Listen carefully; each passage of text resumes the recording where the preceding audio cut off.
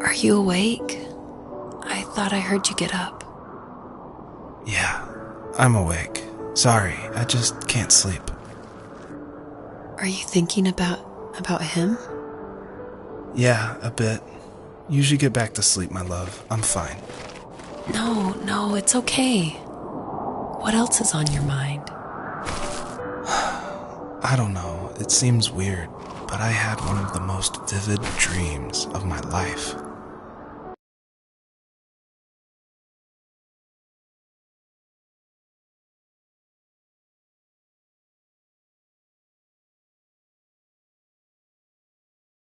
I saw a fox on a snowy mountain, just looking confused and worried.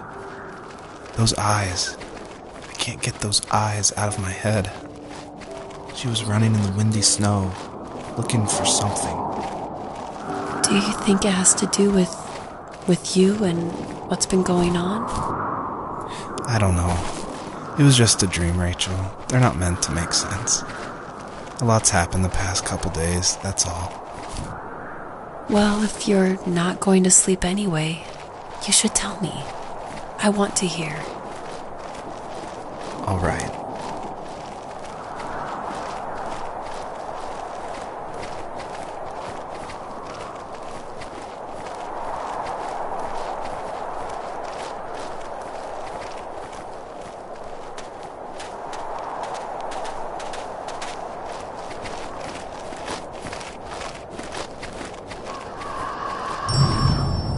So it's usually at this point where people say something like, "This is not the kind of game I was expecting." And that happened a lot at PAX West when I showed it. We'd have little kids play it, but then they see a dead fox cub, or a kit is technically the word, but cub sounds, I don't know, it sounds better. Like Wes Anderson uses it in Fantastic Mr. Fox, so I thought cub would be alright. But anyway, having this game, I wanted it to be more serious. This game is based on dealing with the death of my father, which was the hardest thing that's ever happened to me and my family.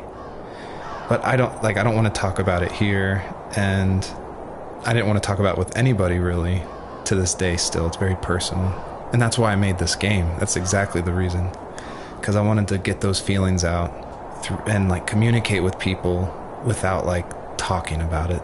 And so that's what the first tree is. It's me dealing with my feelings, and it was a personal project, and it was just me, and it actually, I'm really glad I made it, but it wasn't easy to make, I guess is what I'm saying.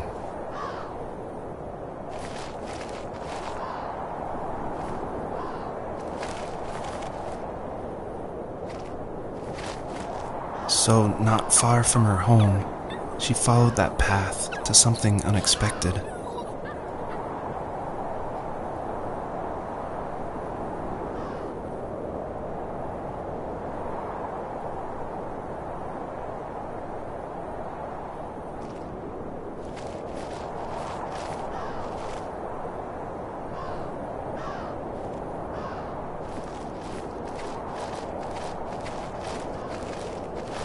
She couldn't stay, though.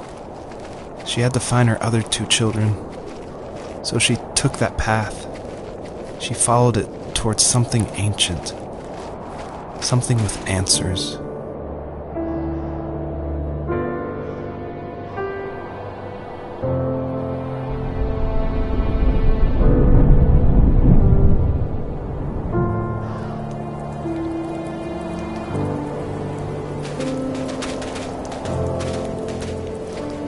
The fox looked high and low, searching for any sign of her cubs. Points of light showed the way to this ancient tree. It was as if each one had a story to tell, all their own.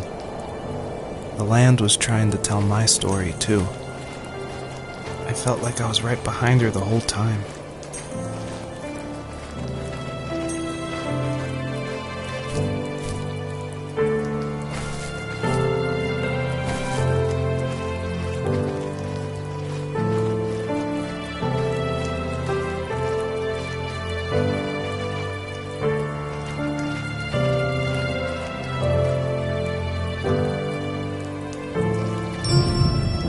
The bunnies were added because my wife, Elise, who also voices Rachel in the game, who's also helped a ton to make the game, as we were playing, she just said the world felt kind of empty and not alive enough.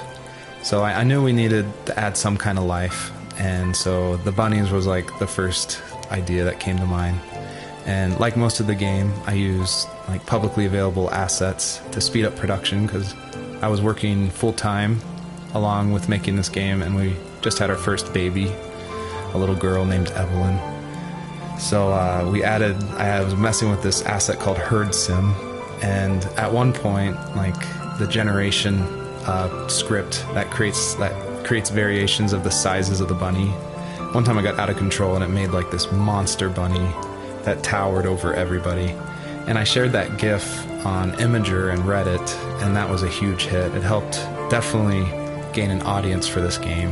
But it's hard because this game is like so serious. It's about life and death, not giant bunnies.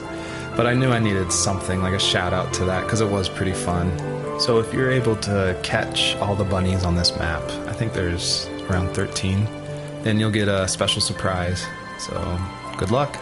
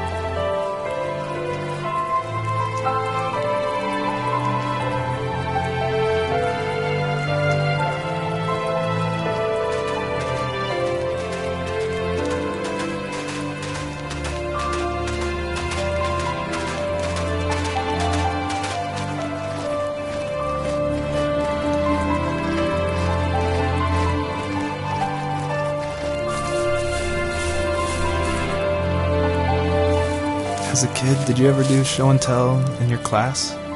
Yeah, I think I only did it once, when I was in the 4th grade. You know how my life was around then. I wanted to show my class what helped pass the time and distracted me, so I brought a dozen paper cranes I had made.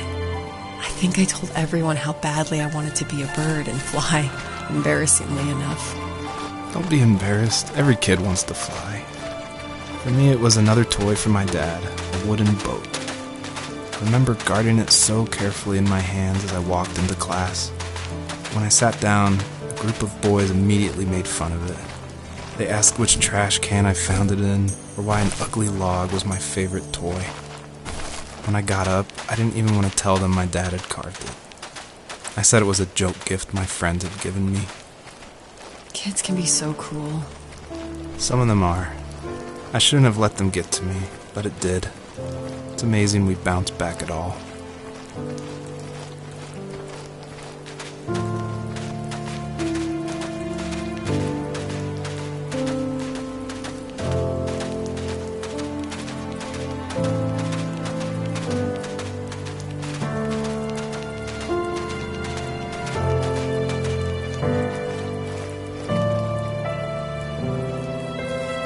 Do you remember what my dad did for a living?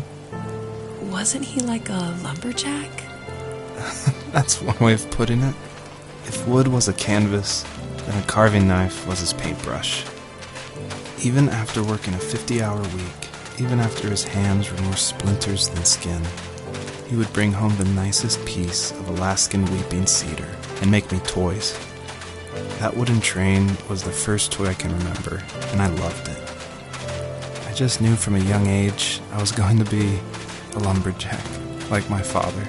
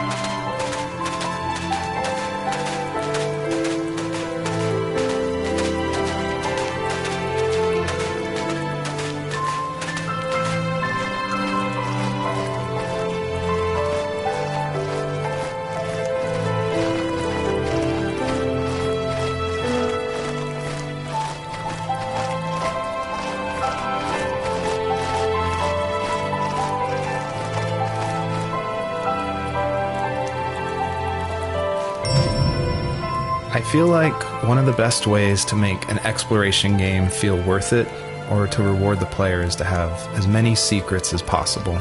Like some of my favorite games like Dear Esther and Gone Home and Firewatch. I love those story-driven games. And they're kind of like these mystery boxes where if you put in a lot of effort, if you look closely, the world reveals itself to you better. So there are like secrets in the first tree. See if you can find one of these hidden items by digging around in these unmarked spots around this area.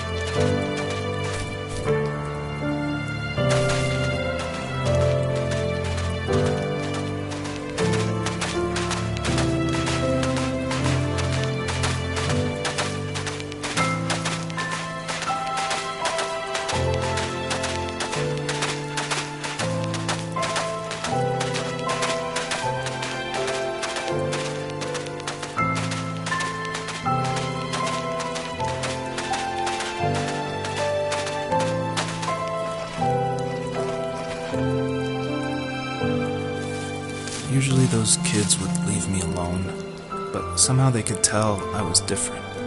They made fun of how far away I lived. They called my dad a sourdough. I was a blabbermouth as a kid, telling my dad stories I made up for hours.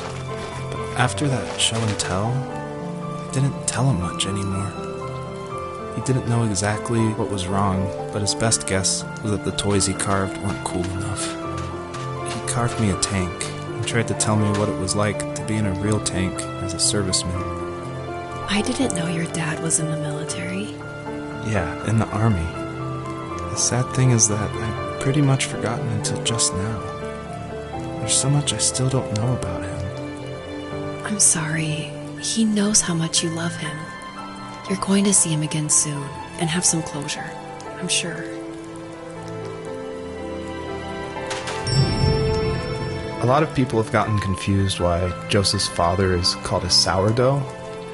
And it's not stated outright at the beginning of the game, but Joseph and his dad, they grew up in Alaska. And I don't have a real connection to Alaska except through friends who lived there, and it was also the place that me and my dad were going to go right before he passed away. But I love the idea of Alaska being like this beautiful solitary place. But anyway, what that has to do with sourdough is it's an Alaskan slang term about like someone who lives in the backwoods, like a redneck in Alaska. So I thought that was just to put some authenticity into the game. I added that word.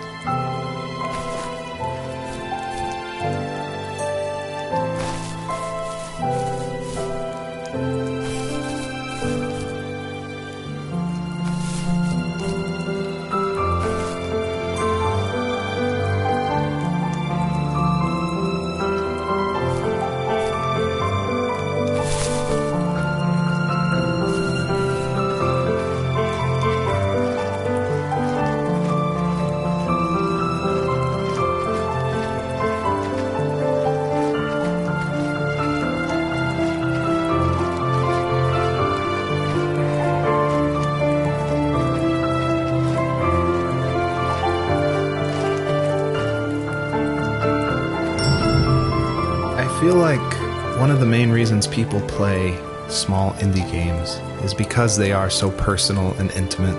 So I tried to put myself into this game as much as possible. So almost all the vignettes or little stories you hear in this game, they come from my childhood, where I grew up in the middle of nowhere in Central Virginia in the United States. So yeah, that's probably why I love games like this so much, where you explore this open, wide environment and just find interesting things, because that's exactly what I did as a kid.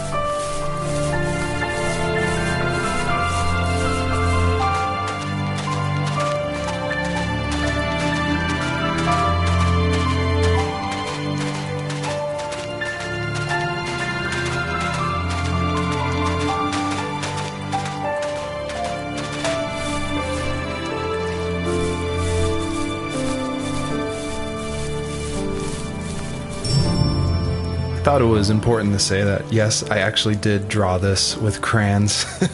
And it was just funny to me one day that I was like, I'm working on my game, and I pulled out my little 1-year-old's like crayon set to draw this item for this game. I just realized just now that I probably threw away the original. I probably should have kept it and given it away to somebody, but oh well.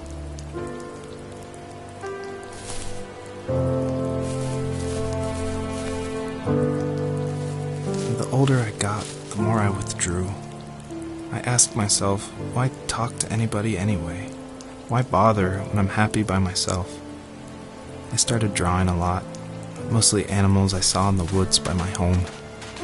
I then imagined designing my own hideouts with things like TVs and pantries full of chips and cookies.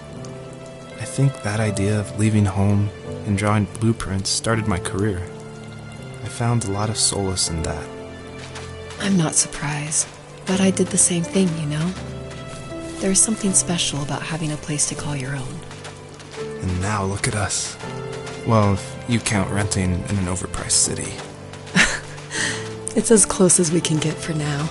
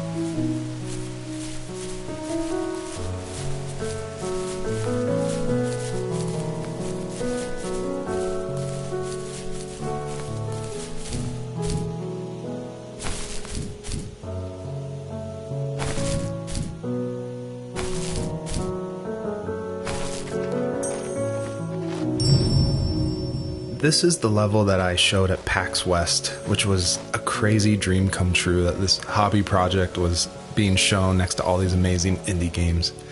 So I decided to show this level because it's smaller, there's like some jumping puzzles, and I thought it was a good entry into the game. But the one thing I can't seem to forget is right before we opened to the public, there was an indie dev superstar. Like, you've definitely heard of his games, and I was like terrified. He wanted to try it out. So I said, of course, like, please give me your feedback. And he was super nice, super talented, of course. But this embarrassing bug happened, which I'd never seen before in my life, where when he dug the item up, he jumped right after, and it created the dust cloud to permanently be on the rest of the level. It wouldn't turn off. So it looked like this fart cloud following the fox as it just kept running with this beautiful music and serious voiceover. And it was horrible. I think about that every time I look at this level. But, you know, I was able to fix it, so I'm glad someone could at least find that bug. My teenage years were full of sketching, angst, and trouble. I wasn't popular or unpopular. Maybe just forgettable. I guess that gave me a sense of freedom, so I hung out with crazy kids, doing crazy things, even though I mostly just watched the chaos ensue. We did it all. Put fireworks in mailboxes, hide roadkill in people's garages, break windows of the barber shop in Anchorage. My dad was furious, but he was so busy working he couldn't do much to stop me from going out. I think being an adult means there's no one to stop you making hard decisions. He had to make a living, and he couldn't be in two places at once. Yeah, I realize that now. But at the time, I was sure he was more interested in growing his business than what was going on with me.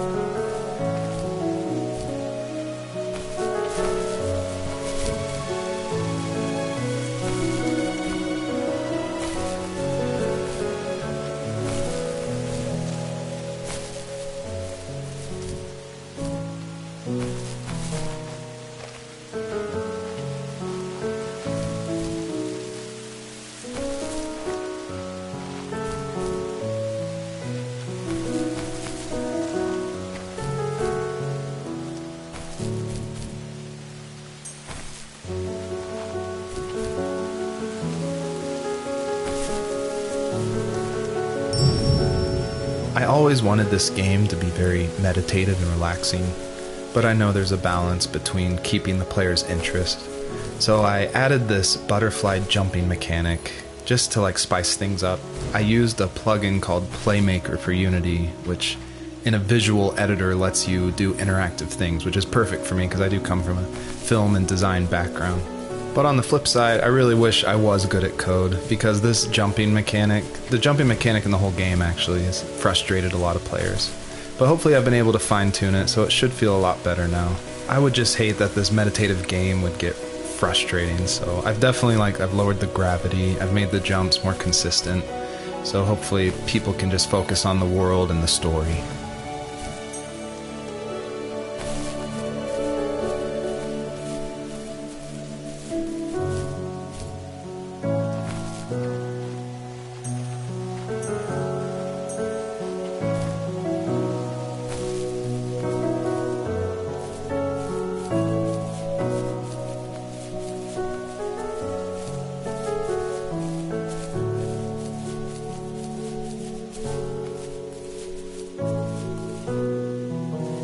He was working another late night, and my friends were over, saying how bored they were and how they had come all the way out to my house for nothing. One of them mentioned how that old, ugly beyond belief truck was still in the garage, and how we should take it for a spin. I was only 15, so I kind of fought it for a while. The next thing I knew, we were careening around the mountain path, rocks spitting onto the sides of the cliff, while my dad's cringeworthy bluegrass blared out the speakers. I drove while my friends were in the back of that yellow and purple truck, throwing beer bottles and trash at anything remotely interesting. Felt like I was soaring in the air with borrowed wings. But all good things have endings.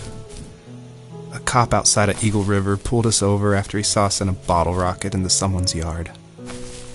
What followed was a long night of talking to disappointed adults and feeling smaller than ever.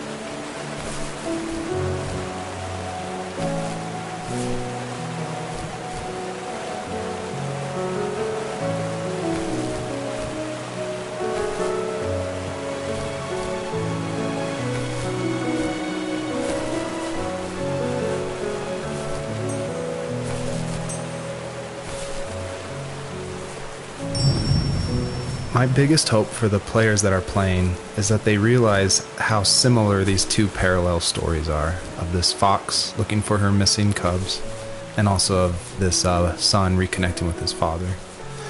And so I try to add little touches in the voiceover and in the environment to help draw those parallels, even if they seem totally dissimilar. A big example is the truck, for instance, that Joseph grew up with. It's purple and yellow like the butterflies for this fox. So I tried to add as many touches like that throughout the story as possible.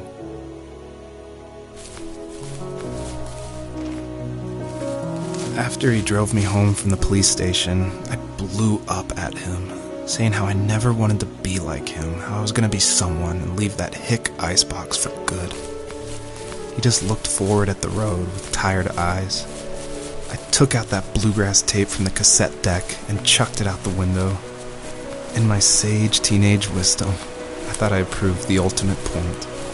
But my dad had a different idea. He slammed the brakes, slowly bowed his head while gripping the steering wheel, and finally looked at me. All he said, like it was a polite request, was, "Make this right." I sat there in silence, fuming, but I eventually got out and combed every square inch of the woods, muttering profanity after profanity. I found it 30 minutes later, near a small waterfall off the road. I went back to the truck, put the wet tape back in, and sure enough it worked. We didn't speak another word to each other the rest of the night. Wow, I knew you were a crazy teenager, but... It's hard to believe, isn't it? It surprises me too.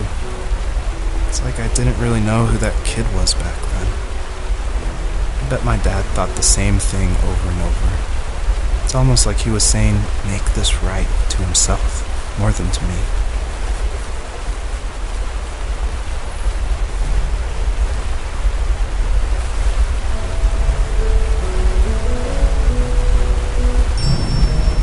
You may have noticed there's a little pond here, and believe it or not, I tried everything I could to get swimming working in this game, and I just could not do it, unfortunately. And so all the water in this game you can just stand in, which is, it still like bums me out, but the systems were not working, it was buggy. So I just had to throw it out, which, you know, I think it's okay. Like, I wish it was there, but again, the focus of this game is on the story.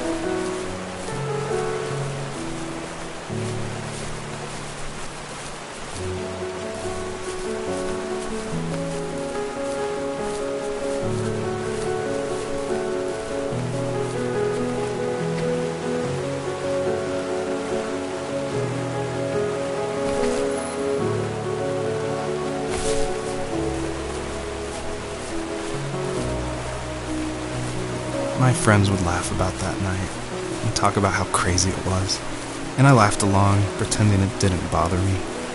But it did. I imagined my friends growing old in the bush and able to find that thrill in those godforsaken ice fields. It's like those mountains were a literal wall keeping me from leaving, where all I would have to look forward to are lumber yards and evening beers. I had to climb over. That was my only goal for a long time.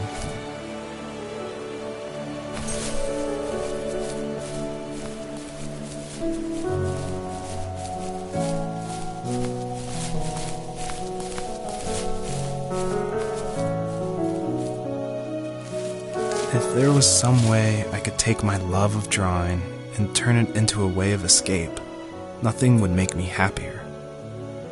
I wanted to create instead of tearing trees down. I wanted to move to the lower 48, not because I hated it there in Alaska, but I hated the idea of it. It's like all of that spite inside me had created this monster which followed me around my whole teenage years. I put so much energy into doing what others didn't expect of me. Why did I do that? There's one fact you're forgetting, though. If you didn't have that fire in you, we probably would have never met. You're absolutely right. Maybe the destination is all that matters in the end. But then why am I awake? Why am I seeing this fox go on her journey? And why can't I stop thinking about my dad?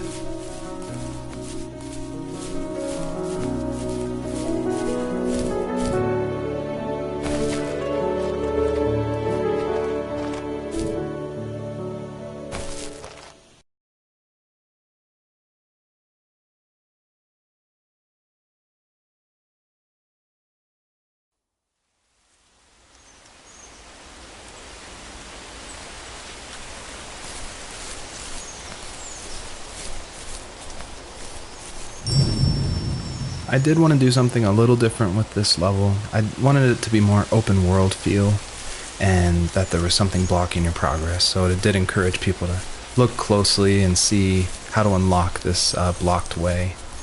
And I do like just walking around this level and listening to the beautiful music by Josh Kramer. His work really sets the mood for the whole game.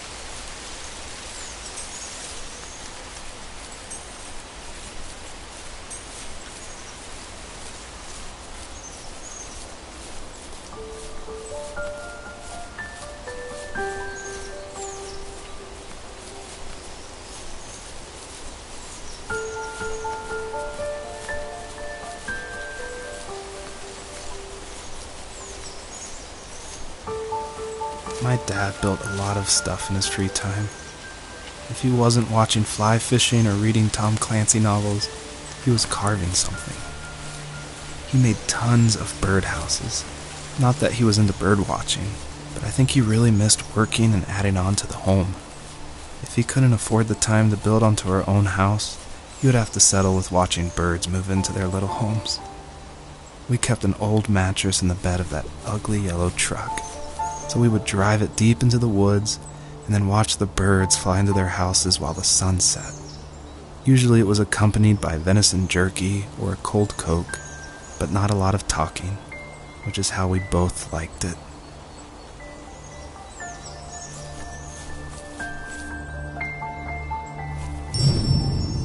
Earlier I said I just love going through video games and exploring, like looking at every nook and cranny and just trying to find little details. And I think that started because in middle school and high school, I would make mods for my favorite games, namely Jedi Knight, Jedi Outcast, and Far Cry. And I loved like this huge world of mod makers who would make these levels, and it'd be like the most random creative things, and I would just love exploring, usually multiplayer levels, by myself. So even though I went to college for film, before that, like before high school, I was making video games and mods, and it was my favorite thing in the world. I made a ton of different levels. I made an abandoned space hotel with a dance floor and cafeteria. I made a haunted campground with cabins and tents. I made this whole city with like the first ever day-night cycle with running showers and stuff in the hotel and the apartment buildings. And I just loved making those mods, and I think that carries over to my game, The First Tree, and also the one before that, Home is Where One Starts, which is it's exploration. You're just looking around and appreciating the details.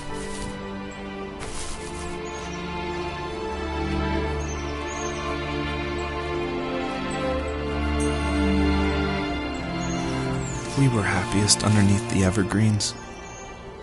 We decided it was time to finally map out the hundreds of acres we lived on just to pass the time during the summer. He was only free in the evenings, so I would spend the day wasting time on dial-up internet and sketching, and then we would rush into the woods, pen and map in hand, before evening fell.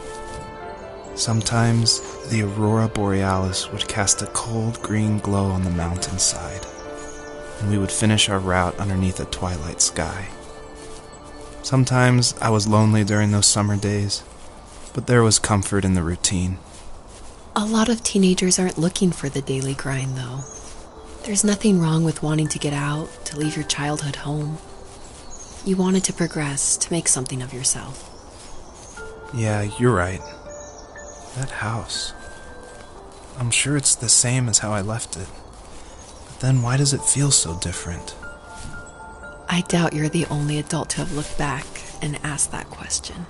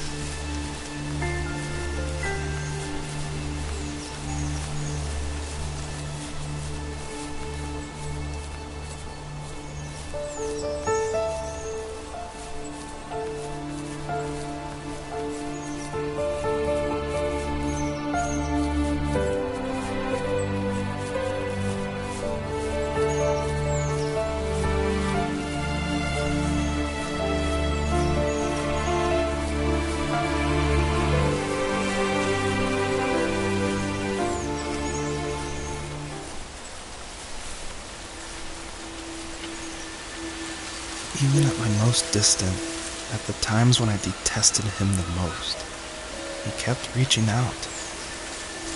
For a year straight, he asked me every week when we were going camping. I thought he was just dense. Eventually, to shut him up, I agreed. We carried out the worn lawn chairs from the garage and set up a cinder block campfire at the site we'd always used behind the house. We walked down the mountain path, talking in the warm sunshine we only got a couple months of the year. Those 3 obsidian rocks shimmered alongside the shore, almost like sparklers pressed against a dark window. I'll never forget that wet stone on my feet, or how those massive mountains looked even bigger in the lake's reflection. I felt small, but grateful. As the sun set, my dad found something I hadn't seen for a long time. The tree where I'd made my first carving when I was 6. I hadn't even carved it. My dad had helped me, but I still called it my tree. Something about seeing my name there made me open up, and we talked about everything that night in that old camouflage tent. I told him how much I love sketching and design, and how it would be a dream to study architecture in Seattle. I told him how I didn't get along with my friends much anymore, but that I didn't mind being alone. He told me he was there for me, and he joked that if all he had to do was write my name on a tree to finally get me to talk, he would have left me carved logs with novels on them in front of my room every morning.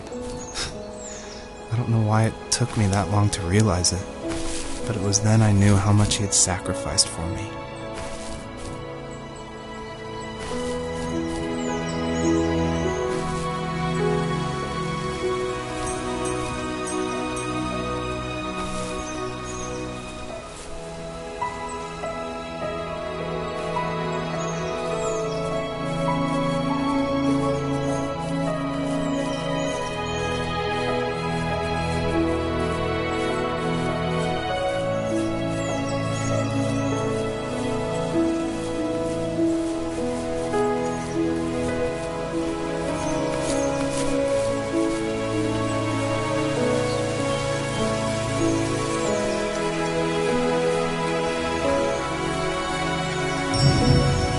I don't think The First Tree could work at all without the music by Josh Kramer. And his music, it's actually publicly available to license, and so it was affordable for me since this was a hobby project. And it's something I like to tell new indie developers all the time, like, you can't afford that composer, you can't afford a full-time programmer. You need to cut corners and finish your game, and the way to do that is to use these amazing publicly available assets that anyone can purchase and license. And so his music it's incredible, and I actually haven't talked to him that much, I've just emailed him. But his music was nominated for Most Emotional Music at the Emotional Game Awards in France, and he's just a really nice guy. And I think there's so much amazing content out there that if you're thinking of making a game, like, look around and see what you can make work on a tight budget, because it worked really well for The First Tree.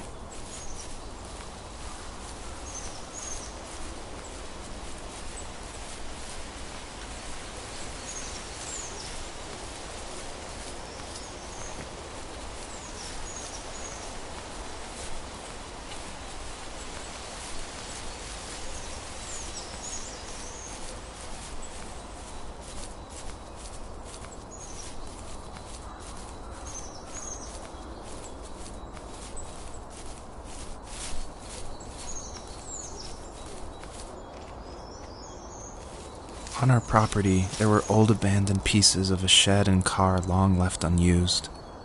I used to ask him all the time who those people were that left all this junk, and I'm sure he got so tired of hearing it that he made up some elaborate stories how a brown bear ate them and haunted the woods afterwards. What's funny is I think it made those people seem more real, growing up thinking they were still hanging out like they couldn't say goodbye. I used to tell my friends how I could swear I saw spirits move near the water, and that always freaked them out. I guess it didn't bother me, because the way I saw it, they were normal people with old cars and sheds, just trying to figure out how to survive and be happy in the middle of nowhere.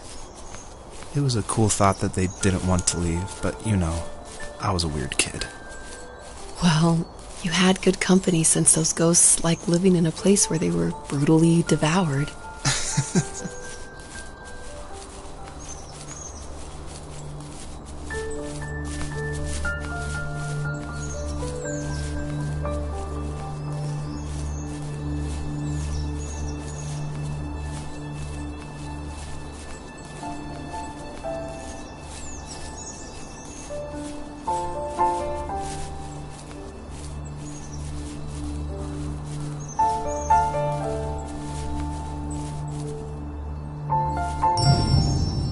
Almost all stories follow the same kind of structure, and it starts with an inciting event, and then there's rising action, and then there's a climax, and then there's falling action. And it's actually really difficult to make an interesting story where you only hear these two people talking, and it's spoken through a dream that's already happened, And the most of the action is about this animal that isn't directly related to this couple at all. So I don't know what I was thinking, but my hope was that it would create some interesting things and connections that I didn't see before.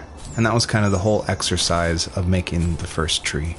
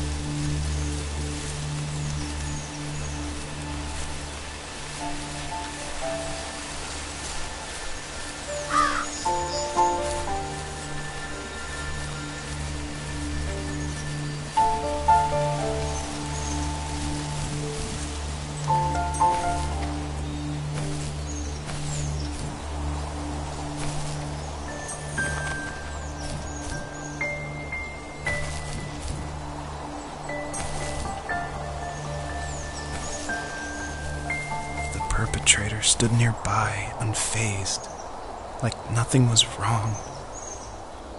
My dad is dead, and he's never coming back, Rachel. I can tell you these stories, but I can never reminisce with him again. He can never hold a grandchild that we'll probably never be able to have. I can never talk to him again, and I'll never be able to say I'm sorry for everything.